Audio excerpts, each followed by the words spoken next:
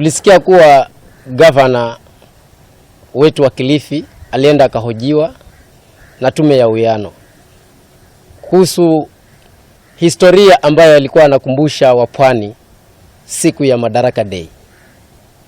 Na alikumbusha wapwani akawaambia kuwa kuna historia ambayo ilitokezea lakini haijakuwa na urekebishaji mzuri, ndio kuwa kunakuwa na hali hii ambayo kunakuwa na ubomaji hapa na pale. Kwa hivyo sisi tunasema tume ya uwiano ni vizuri wawite wazee na waweze kuongea na wapewe mwelekeo wa kuhusu haya mambo ambayo yanatokea au yanaendelea katika huu mambo wa pwani, hasa kwa Mijikenda.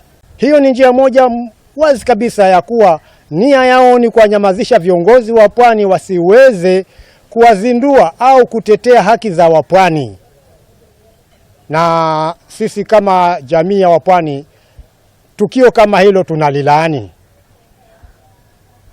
Tukio kama hilo tunalilaani kwa sababu ikiwa amejitokeza Msamaria, ameona dhuluma ilipo,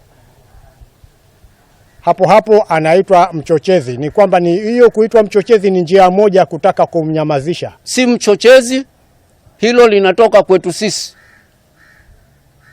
sio la gavana hilo. Gavana ametuwakilisha tu.